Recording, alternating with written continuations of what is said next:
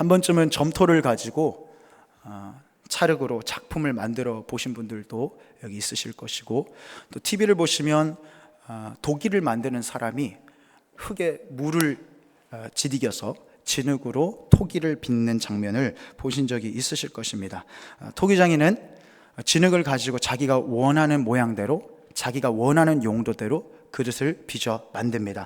오늘 저는 하나님이 빚어가시는 신앙생활이라는 제목으로 우리의 진짜 토기장이 되신 예수님께서 우리를 어떻게 빚어가시고 만드시는가, 그 은혜를 깊이 묵상해 보기 원합니다. 은혜되는 시간 될 줄 믿습니다. 토기장이신 하나님은 흙을 사용하셔서, 재밌죠, 사람을 만드셨습니다. 그래서 흙으로 사람을 빚으시고 창세기 1장 2장을 살펴보면 그 코에 생기를 불어넣으셔서 성령님의 숨결이 우리에게 들어오셔서 하나님께서 흙으로 빚으셨지만 하나님의 형상을 닮은 우리 아담적 존재를 창조하셨습니다. 이 아담은요, 자유의지를 가지고 있고 감정도 가지고 있습니다. 그리고 또 인격도 가지고 있습니다. 하나님이 만드신 영적인 존재로서 지구의 다른 피조물들과는 다른 점을 분명히 가지고 있는 존재였습니다. 그렇게 하나님께서는요, 하나님의 형상, 즉 하나님이 우주를 창조하시고 다스리시고 통치하시는 것처럼 우리 인간을 지구를 하나님처럼 창조하고 다스리고 번성해 나가는 지구의 대리 총치자로 우리를 만들어 세우셨습니다. 그래서 하나님은 우리 인간을 지구의 왕으로 만드셨고, 그렇지만 하나님을 따르고 하나님의 말씀에 순종하는 존재로 만드셨습니다. 그 하나님과 인간의 구별을 짓는 딱 하나의 언약이 바로 선악과 언약이었습니다. 사람들이 선악과를 왜 만들었지? 굳이 왜 선악과를 동산 중간에 놓아서 그것을 먹고 죄인이 되게 만들었냐 하지만, 모든 것을 다 할 수 있는 인간이 선악과로 하나님과 인간의 구분을 지어놓지 않으면 인간이 신이 돼버리고 맙니다. 그래서 다른 모든 것은 할 수 있지만 지구를 마음껏 다스리고 창조적으로 살아가는 하나님의 형상대로 지음받은 인간이지만, 하나님 말씀에 순종하는 것, 이 열매 따먹지 말라 하신 말씀에 순종하라고 선악과를 주셨습니다. 그런데 마귀가 아담과 하와를 유혹할 때 어떻게 말합니까? 네가 이 선악과를 먹으면 하나님처럼 된다고 말합니다. 그러니까 선악과를 먹은 죄가 과일 하나 따먹었는데 무슨 지옥에 가는 죄를 지었다고 말을 하는가? 저도 그렇게 생각했습니다만, 사실 선악과를 지은 죄는 하나님께 반역하는 죄입니다. 선악을 판단하는 지식은 하나님께 있는 것입니다. 하나님이 판단하시고 하나님이 창조하시고 하나님이 시키시고, 인간은 하나님이 지으신 피조물로서 하나님이 말씀하신 대로만 순종하고 살아야 되는 존재인 줄 믿습니다. 그런데 아담은 하나님처럼 된다는 그 마귀의 말을 듣고 자기가 하나님이 되려는 죄를 범한 것입니다. 스스로 하나님이 되어서 신이 되려는 것, 선악을 하나님처럼 구별하고 판단하고 정죄하는 것. 그래서 성경에 보면 서로 판단하고 정죄하지 말라고 나와 있는데, 우리 안에 서로 판단하고 저건 아닌데 섣부르게 정죄하는 기질이 남아있죠. 이것이 선악과를 먹은 아담적 존재인 인간의 타락 이후 생긴 안 좋은 습관입니다. 우리는 하나님이 시키시는 대로만 해야 되는데, 토기장이가 하나님 찬양하고 지구에서 마음껏 누리고 살라고 토기를 딱 빚으셨는데, 그 토기가 하나님께 반역죄를 지은 것이죠. 호세아서 6장 7절 말씀 한번 보시겠습니까?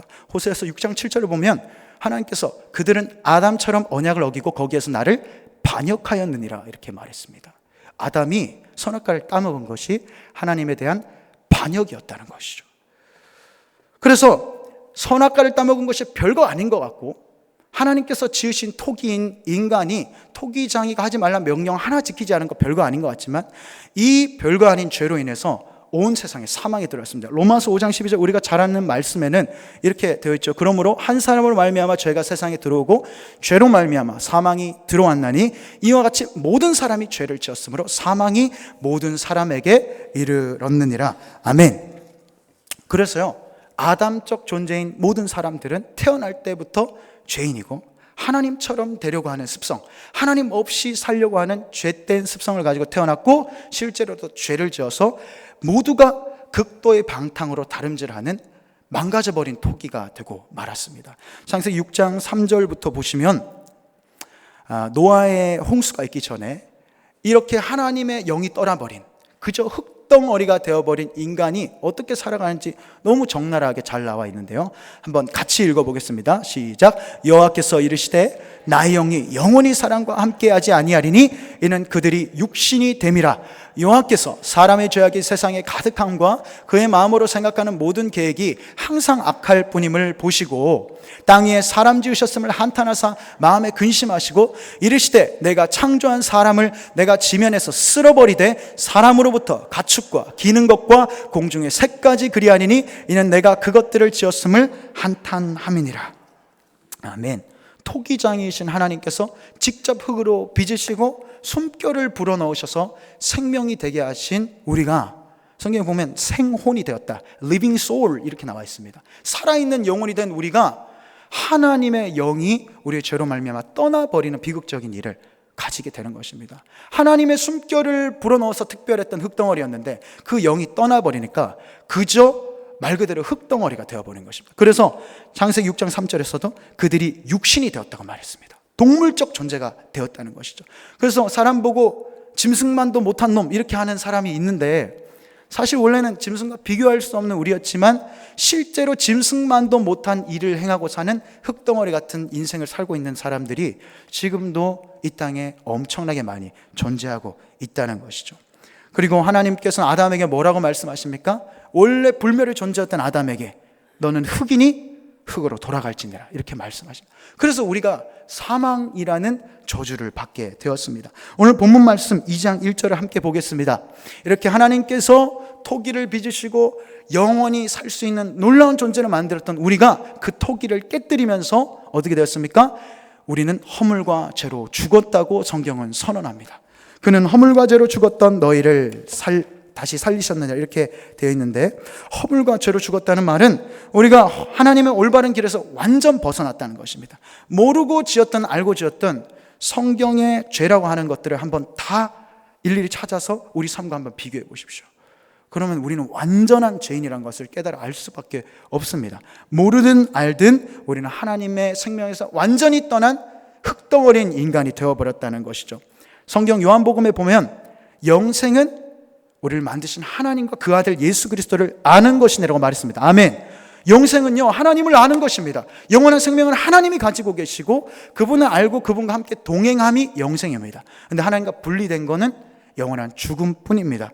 그래서 사람들은요, 겉으로 보기에는 너무 생기발랄해 보이고 잘 먹고 여행도 잘 가고 돈도 잘 쓰고 자녀들도 잘 행복하게 화목하게 잘 지낸 것 같지만 하나님 없는 실상은 영적으로 죽은 것이라고 성경은 선언합니다.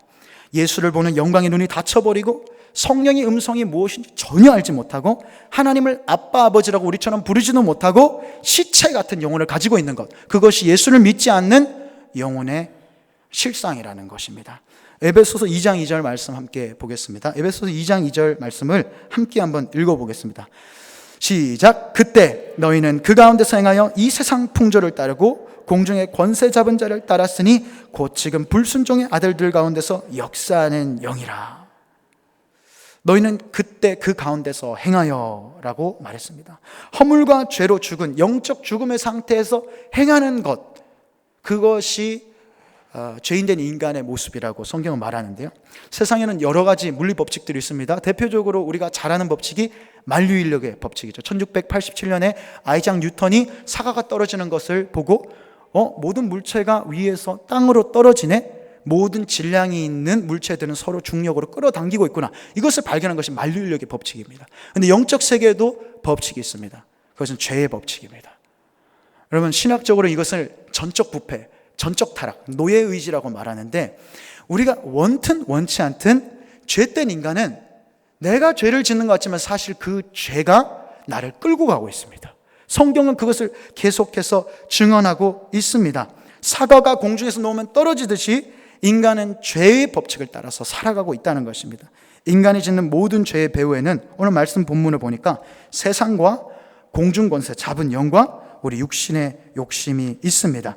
사람들은 모두 이 세 가지, 세상, 공중권세 잡은 영인 마귀, 그리고 우리 육신의 법을 따라서 죄를 어쩔 수 없이 지으면서 살아가고 있습니다. 먼저 세상부터 보면요, 이 시대와 세상은 하나님과 맞지 않는 전체적 사회 가치 체계입니다. 그래서 사회의 모든 영역이 비기독교적인 가치관에 물들어 있습니다. 요즘 시대는 완전 미디어 시대죠. 그래서 TV 보시고 또 젊은 사람들 유튜브 쇼츠 보고 인스타그램이라는 SNS도 엄청 많이 하고요. 그런데 그 모든 것에 전반적인 부분에 세상에 있는 비기독적인 가치관들이 다 묻어들어 있습니다. 그래서 우리는 원튼 원치 않든 그 시대에 태어나면 그 시대의 이데올로기, 그 시대의 가치관, 그 시대의 사상과 관념을 따라서 우리도 영향을 받으며 그 시대 사상에 굴복하게 되는 경향이 있습니다. 요즘 동성애에 대해서 생각하는 젊은이들의 생각이 옛날과 완전 바뀌지 않았습니까? 완전히 바뀌었습니다. 시대 사상이 동성애를 찬성하니까요. 얼마 전에 저 친구랑 얘기를 했는데, 여의도에 살고 있는데 이런 얘기를 합니다. 승민아, 여의도에서 초등학교 요즘 어떤지 아냐? 초등학교에서 예수님 믿으라고 전도하면 반성문을 써야 된답니다. 저희가 깜짝 놀랐습니다. 아니, 무슨 초등학교에서 전도를 한다고 반성문을 쓰냐? 근데 학교에서 종교 얘기, 정치 얘기 금지되어 있다고 합니다. 그래서 욕을 하는 것과 똑같이 여김을 받는다고 합니다. 그 시대 사상에서 큰 아이들은 학교에서 전도하면 안 되는 것이 당연한 것이 됩니다. 그 시대와 사상의 물결에 우리도 모르게 끌려다니고 있다는 것입니다. 두 번째로 또 공중권세 잡은 자 마귀가, 성경을 보십시오. 우리가 영적으로 모든 것들이 먼저 우선되고 나서 우리의 세상에 그 영적인 현상들이 나타나는 것입니다. 그림자가 있으면 그림자가 있기 전에 그 앞에 세워진 건물이 있는 것입니다. 우리가 죄 짓는 것 같지만 그 배후에는 우리 그림자를 만들어내는 건물인 마귀가 우리를 끌고 가고 있다는 것입니다. 그래서 우리의 씨름은 혈과 육이 아니고 영적 씨름인 줄 믿습니다. 성경이 그렇게 말하고 있습니다. 또 우리는 육체의 욕심에 따라서 죄를 짓게 됩니다. 원래 하나님께서 우리에게 육체의 욕구를 주셨습니다. 성욕, 수면욕, 그리고 식욕, 우리 인간의 3대 욕구라고 말하죠. 그런데 인간이 타락하고 나서는 이 식욕은 폭식과 폭음으로, 또 성욕은 음란과 방탕으로, 수면욕은 나태와 게으름으로 전부 다 왜곡되어서 나타나고 있습니다. 교만한 것, 야심찬 것, 진리를 거부하는 것, 복수심, 자기의, 자만심, 모든 것들이 육체의 정욕을 따라 살아가는 것입니다. 2장 3절 본문 말씀 한번 같이 읽어보겠습니다. 시작. 전에는 우리도 다 그 가운데서 우리 육체의 욕심을 따라 지내며 육체와 마음에 원하는 것을 하여 다른 이들과 같이 본질상 진노의 자녀였다니. 아멘. 보십시오. 세상과 마귀와 육체 종노릇을 하면서 본질상 진노의 자녀처럼 지옥으로 가기 딱 좋은 삶을 살아가고 있는 것이 토기장애의 목적을 벗어나서 토기를 깨뜨려버린 인간의 실상이었던 것입니다. 그리고 죄송하지만 지금 이곳에도 교회는 습관에 따라서 다니지만 아직도 불순종의 영에 이끌려서 사는 사람이 있을 수 있습니다. 알고 있는 곳에는 반드시 가라지가 있습니다. 스스로 점검하셔야 됩니다.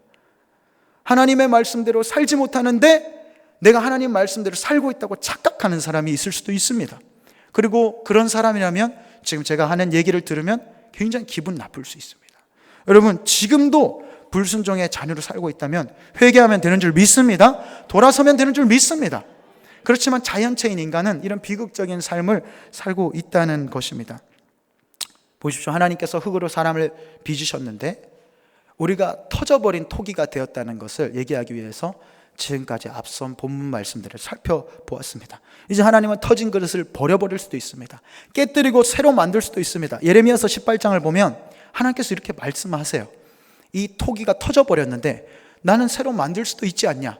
나는 아예 그것을 버려버릴 수도 있지 아니하냐? 하나님은 주권자이신 줄 믿습니다. 하나님 모든 것을 마음대로 하실 수 있는 분이십니다. 그런데 터져버린 토기인 우리를 새롭게 용서하시기로 하나님은 작정하셨습니다. 에베소서 2장 4절부터 6절 한번 같이 읽어보겠습니다. 시작. 긍휼이 풍성하신 하나님이 우리를 사랑하신 큰 사랑을 인하여 허물로 죽은 우리를 그리스도와 함께 살리셨고 너희는 은혜로 구원을 받은 것이라. 또 함께 일으키사 그리스도 예수 안에서 함께 하늘에 앉히시니. 아멘. 성경이 말합니다. 우리가 구원받은 것은 다른 목적과 방향과 근거가 있는 것이 아니라 긍휼히 여기신 하나님의 성품 때문이다. 아멘. 긍휼히 여기신 하나님의 성품 때문에 터져버린 토기인 우리를 다시 새롭게 하나님께서 직접 빚으시는 것입니다. 구원은 전적인 하나님의 은혜입니다. 출애굽기 말씀 한번 생각해 보시면 이집트 백성들이 고센 땅에 살면서 430년 동안 종노릇을 합니다. 근데 그 사람들이 어떻게 이집트를 탈출할 생각을 할 수 있겠습니까? 430년 동안 종노릇을 하면 이 종노릇하는 DNA가 몸에 각인이 됩니다. 선조 때부터 할아버지도 종이었고 고조 할아버지도 종이었고 내 아버지도 종이었고, 그래서 반란을 한다는 것은 생각조차 할 수 없고 꿈꿀 수도 없는 일이 되어버립니다. 그래서 억압에 굴복하는 것이 습관이 되고 채찍에 맞으면 이래야 되는 것이 그냥 몸의 패턴이 되어버립니다. 근데 하나님이 그들을 구출하시고 구원하실 때 강권적이고 주권적인 역사로 건져 올리십니다. 어떻게 하나님께서 이집트에서 이스라엘 백성을 건지십니까? 10가지 재앙을 내리시는데 그 마지막 재앙은 유월절 어린 양의 피를 이스라엘 백성의 문 설주에 바르라는 것이었습니다. 그래서 그 피를 바른 집은 하나님께서 넘어가시고 유월하시고, 피가 안 발린 집은 장자들을 전부 다 죽여버리는 일을 행하십니다. 장자들이 죽는다는 것은 그 사회 체계를 붕괴시키겠단 말입니다. 왜냐하면 고대 사회에서 장자는 그 모든 것을 이어가는 사람이니까요. 이집트는 완전히 하나님의 주권적 역사로 박살이 나고 하나님의 어린 양의 피로 구원을 받습니다. 그리고 하나님은 홍해 바다를 가르셔서 이집트 군사들을 전부 다 그곳에 익사시키시고 종노릇하던 모든 죄의 기억들과 옛 자아를 홍해 안에서 같이 익사시켜서 침몰시켜 버리십니다. 고린도전서 10장에서는 홍해 바다를 들어가는 장면을 침례를 받았다고 바울이 재해석합니다. 그럼 우리도 마찬가지죠. 우리도 마귀에게 종노릇하는 것이 각인되어 있습니다. 이집트 백성, 이스라엘이 종노릇했던 것처럼요. 그래서 우리 스스로는 이 마귀의 종노릇하는 것에 대해 반기를 들 수 있는 어떠한 가치도 생각도 신념도 힘도 있지 않습니다. 그래서 로마서 8장에서 보면 우리가 육신에게 빚졌다라는 표현을 합니다. 육신에게 빚졌다는 것이 어떤 의미입니까? 우리가 빚을 지면 그 빚은 항상 어떠한 패턴을 가지고 옵니다. 육신이라는 채권자가 우리에게 채무를 계속 변상할 것을 요구하면서 계속해서 우리가 전에 지었던 죄를 지을 것을 요구합니다. 나 예수 믿고 변화돼야 되는데 술을 마시고 술에 임박했던 사람에게는 계속해서 전에 지었던 술 먹는 방탕함으로 다시 돌아가기를 요구합니다. 전에 음란했던 사람에게는 그 음란으로 다시 돌아가기를 계속 육신이 요구합니다. 채권자인 육신이 채무자인 우리에게 계속해서 변상을 요구합니다. 그리고 우리는 그 모든 채무를 갚을 능력이 없습니다. 그러면 우리는 어떻게 해야겠습니까? 아까 이집트에서 종살이하던 이스라엘 백성, 하나님이 주권적인 은혜로 건졌다 하셨듯이 우리도 하나님의 강권적인 은혜만 구해야 되는 줄 믿습니다. 하나님의 강권적인 은혜로만 우리를 구원받게 할 수 있습니다. 그래서 우리가 할 수 있는 것은 채무를 갚을 수 없으면 어떤 것을 하겠습니까? 파산 신고를 해야죠. 우리의 파산 신고는 이렇게 하는 것입니다. 하나님, 저는 죄인입니다. 저는 이 육신의 빚을 갚을 능력이 없고 나는 이 죄를 해결할 능력이 없습니다. 주님께서 해결하여 주십시오 하고 예수님을 영접하여 하면 우리 주님께서 우리의 모든 채무를 갚아주신 줄 믿습니다. 그때 우리의 육신의 빚이 전부 원상복귀되는 것입니다. 영원의 상태에서. 그리고 나서 우리에게 부어주신 성령을 따라서 육신의 빚은 이미 다 갚았지만 우리 안에 각인되어 있는 죄의 습성, 그 습성을 육신에게 빚져서 육신대로 살 것이 아니라 성령으로서 행하고 육신의 빛을 다 청산하고 육신대로 살 것이 아니라 영으로서 그 행실을 죽이는 것이라고 로마서에서 이야기하는 것입니다. 이처럼 우리의 모든 문제들, 우리의 모든 깨진 자아들, 우리의 종노릇하던 모든 억압된 것들을 해결하는 것은 홍해를 가르시고 유월절 어린 양의 피로 우리를 구출하신 하나님의 능력이라는 것을 우리가 날마다 기억하고 묵상하기를 간절히 소망합니다. 그 은혜로 하나님께서 우리를 구출시켰습니다. 우리에게 아들 예수를 주시고 회개하고 영접하여 믿는 사람이 예수와 함께 죽고 함께 사는 은혜를 누리게 하셨습니다. 우리가 실제로 십자가에 죽은 것은 아니지만요, 성경에 보면 우리가 그것을 믿음으로 받아들이고 그 주님께서 우리를 위해서 죽으신 것을 믿고 부활하신 것을 진짜 믿음으로 살아내면 우리의 영적 실상에서 예수님의 죽음이 나의 죽음이 되고 예수님의 부활하심이 나의 새로운 피조물로서 부활하심이 된다고 여겨주신다고 작정하셨습니다. 할렐루야. 그래서 그것을 믿고 믿음으로 사는 것입니다. 예수님께서 요한복음 3장에서 니고데모와 대화하셨죠. 니고데모야, 사람이 다시 태어나지 않으면 하나님 나라로 갈 수 없다. 하나님이 세상을 이처럼 사랑하사 독생자인 나를 세상에 보내셨으니 이는 그를 믿는 자마다 멸망하지 않고 영생을 얻게 하려 함이라 라고 말했습니다. 우리의 흙으로 빚어진 몸에서 영이신 하나님이 떠나버렸지만 예수를 믿는 그 순간에 우리의 영혼이 다시 태어나고 거듭나는 것, 그것이 구원인 줄 믿습니다. 그것이 하나님께서 깨져버린 토기를 다시 빚으시는 방법 중에 하나인 줄 믿습니다. 그렇게 하나님의 토기를 새롭게 빚으시기로 우리를 작정하셨고 우리를 불러주셨고 우리에게 예수 믿게 은혜를 베풀어 주셨습니다. 그래서요, 에베소서 2장 8절에 이렇게 말하죠. 함께 읽어볼까요? 시작. 너희는 그 은혜에 의하여 믿음으로 말미암아 구원을 받았으니 이것은 너희에게서 난 것이 아니요 하나님의 선물이라. 행위에서 난 것이 아니니 이는 누구든지 자랑하지 못하게 하려 함이라. 이 모든 것이 하나님의 은혜인 줄 믿습니다. 하나님의 주권인 줄 믿습니까? 언제 예수님 만나셨습니까? 언제 어떻게 예수님을 영접하셨습니까? 그 방법과 그 시간과 그 은혜를 정확히 우리는 알지 못하더라도 하나님의 주권적이고 강권적인 은혜로 이 토기를 다시 빚어야겠다, 그 의지 때문에 우리는 다시 빚어지고 있는 것입니다. 그리고 깨뜨린 토기를 새롭게 만드신 하나님께서 우리를 진짜 새롭게 사용하시려고 더 예쁘게 더 구체적으로 빚어가십니다. 창세기 32장 22절에서 25절 말씀을 제가 대전에서 운전하면서 2주 전에 내려오다가 듣고 굉장히 눈물 흘렸는데 일단 먼저 한번 읽어보겠습니다. 시작. 밤에 일어나 두 아내와 두 여종과 11아들을 인도하여 야복나루를 건널세 그들을 인도하여 시내를 건너가게 하며 그의 소유도 건너가게 하시고 야곱은 홀로 남았더니 어떤 사람이 날이 새도록 야곱과 씨름하다가 자기가 야곱을 이기지 못함을 보고 그가 야곱의 허벅지 관절을 치매 야곱의 허벅지 관절이 그 사람과 씨름할 때 어긋났더라. 아멘. 저는 운전할 때 대부분 성경 말씀을 들으면서 운전을 하는데 2주 전에 차를 운전하면서 내려가는 길에 창세기 32장 말씀을 딱 듣는데 눈물이 고속도로인데 그렇게 많이 나기 시작하신 것입니다. 하나님이 나를 부르시고 우리같이 아무런 자격 조건 없고 허물과 죄로 아까 말했던 것처럼 죽었던 노예 의지로서 전적 부패를 인정할 수밖에 없는 죄 가운데서 완전히 끌려다니는 우리 인간을 불러주셨는데 그것으로 모자라 우리를 아름답게 빚어가신다는 사실을 이 본문에서 발견했기 때문입니다. 하나님이 택하시고 어릴 때부터 구별하여 부르신 야곱, 그 야곱도 하나님의 긍휼하신 성품 때문에 그냥 구원함을 받기로 결정된 것입니다. 그가 자신을 죽이려 했던 에서를 다시 마주하기 전날 밤에 가장 큰 인생의 고민 앞에서 야복강 나루에서 하나님과 씨름하게 됩니다. 그리고 야곱과 씨름하던 어떤 사람은 씨름에서 이길 수 없으니까 환도표를 딱 때려서 야곱을 쓰러뜨립니다. 근데 제가 왜 감동을 받았냐면 이 씨름을 건 주체가 야곱이 아니고 어떤 사람이라고 기록되어 있기 때문입니다. 어떤 사람이 씨름을 걸었습니다. 야곱의 인생 한번 생각해 보십시오. 야곱은 약은 사람이었습니다.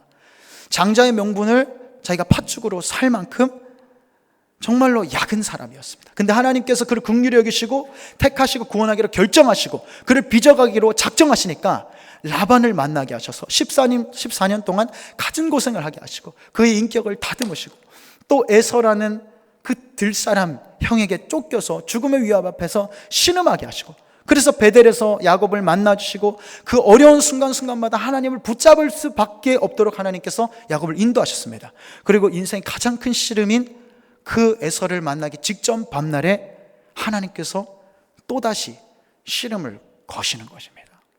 저와 여러분의 삶 속에서 여러 가지 씨름들이 있고 어떻게 내가 신앙생활이 이렇게 힘들 수가 있을까, 어떻게 삶이 이렇게 힘들 수가 있을까 얘기하지만 그것을 허락하신 분은 우리에게 씨름을 거시는 하나님이신 줄 믿으시기를 축복합니다.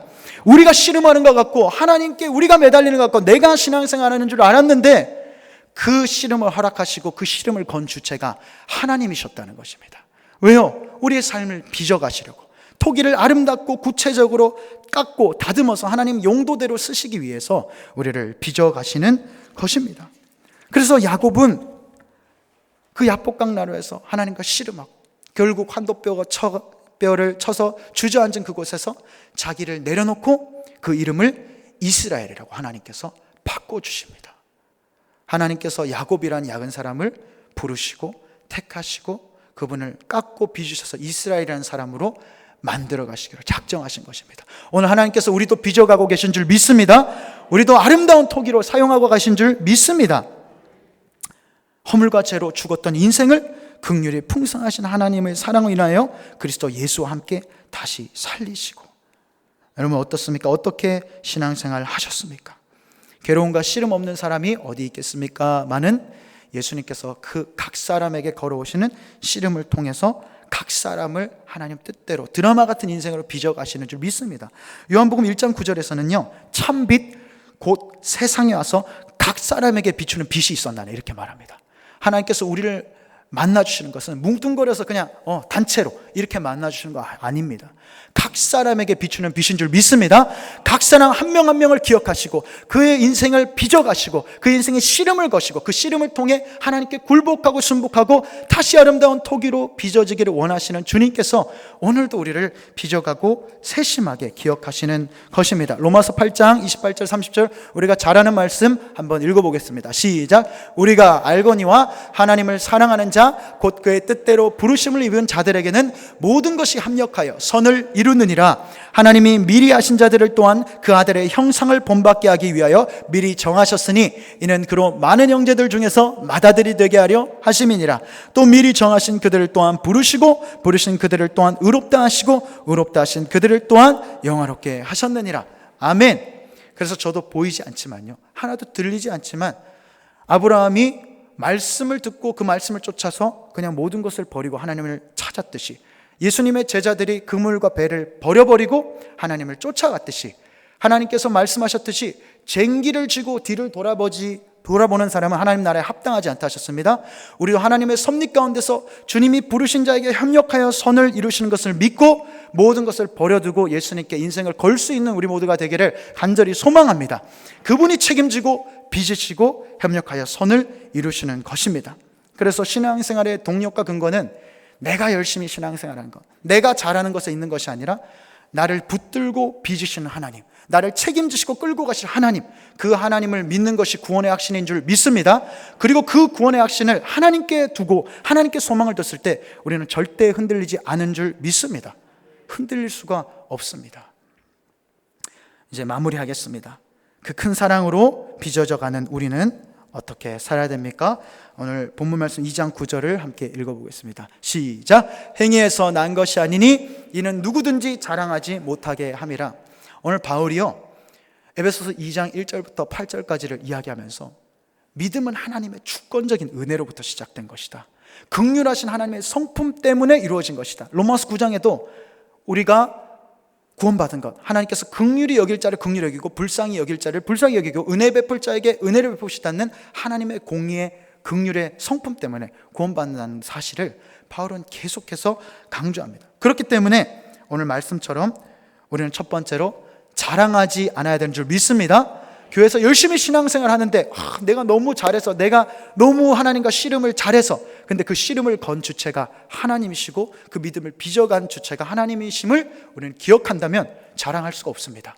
하나님께서 내 은혜, 내 삶 속에 은혜를 풍성히 부어주실수록 감사합니다, 긍휼하신 하나님 감사합니다, 나 같은 거 써주셔서 감사합니다 고백할 수 있는 저와 여러분이 되기를 간절히 소망합니다.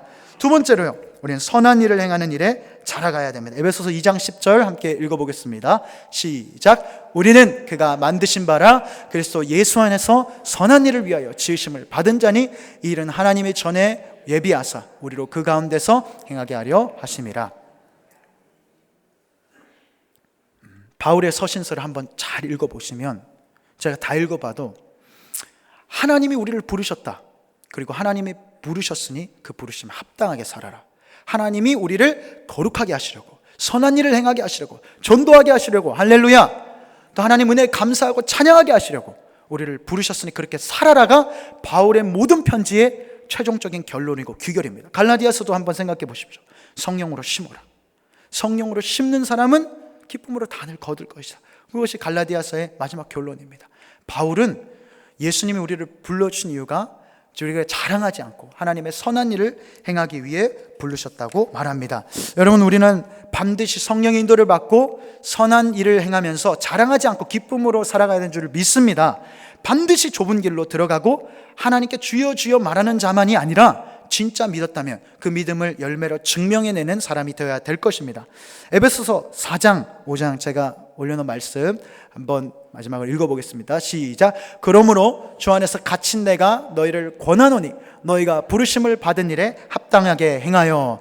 또 4장 22절 너희는 유혹의 욕심을 따라 썩어져가는 구습을 따르는 옛사람을 벗어버리고 오직 너희의 심령이 새롭게 되어 하나님을 따라 의와 진리와 거룩함과 지으심을 받은 새 사람을 입으라. 5장 8절부터 10절이요 너희가 전에는 어둠이더니 이제는 주 안에서 빛이라. 빛의 자녀들처럼 행하라. 빛의 열매는 모든 착함과 의로움과 진실함에 있느니라. 주를 기쁘시게 할 것이 무엇인가 시험하여 보라. 아멘. 바울은 도둑질하던 사람은 오늘 도둑질 그만두고 멈추라 했습니다. 음란한 사람은 음란을 버려버리라 말했습니다. 거짓말하는 사람은 형제와 진실을 말하라고 말했습니다. 미워하는 사람은 그 미움을 바꾸고 판단하고 정죄하는 사람은 사랑으로서 판단과 정죄를 버리라고 말했습니다. 오늘 결단하고 하나님의 뜻대로 선한 일을 쫓아가는 우리 모두가 되기를 소망합니다. 정말 마지막 말씀인데요, 베드로후서 1장 3절부터 11절을 한번 우리가 한 목소리로 읽어보겠습니다. 시작. 그의 신기한 능력으로 생명과 경건에 속한 모든 것을 우리에게 주셨으니 이는 자기의 영광과 덕으로서 우리를 부르신 이를 알므로 말미암음이니라. 이로써 그 보배롭고 지극히 큰 약속을 우리에게 주사 이 약속으로 말미암아 너희가 정욕 때문에 세상에서 썩어질 것을 피하여 신성한 성품에 참여하는 자가 되게 하려 하셨느니라. 그러므로 너희가 더욱 힘써 너희 믿음의 덕을, 덕의 지식을, 지식의 절제를, 절제의 인내를, 인내의 경건을, 경건의 형제 우애를, 형제 우애의 사랑을 더하라. 이런 것이 너에게 있어 흡족한즉 너희로 우리 주 예수 그리스도를 알기에 게으르지 않고 열매 없는 자가 되지 않게 하려니와 이런 것이 없는 자는 맹인이라. 멀리 보지 못하고 그의 옛죄가 깨끗하게 된 것을 잊었느니라. 그러므로 형제들아 더욱 힘써 너희 부르심과 택하심을 굳게 하라. 너희가 이것을 행한즉 언제든지 실족하지 아니하리라. 이같이 하면 우리 주 곧 구주 예수 그리스도의 영원한 나라에 들어감을 넉넉히 너에게 주시리라. 할렐루야. 우리의 부르심과 택하심을 굳게 하기를 원합니다. 우리의 자랑하는 것이 아니라 나 같은 깨어진 토기를 다시 빚으시고 예쁘게 사용하기를 원하시는 하나님 앞에 감사하는 마음으로 우리의 부르심과 택하심을 굳게 하면서 지식의 절제를, 절제 인내를, 인내 경건을, 형제 우애를, 또 사랑을 더할 때 우리가 예수 그리스도의 나라에 넉넉히 들어가는 아름다운 토기가 될 줄 믿습니다. 함께 기도하겠습니다.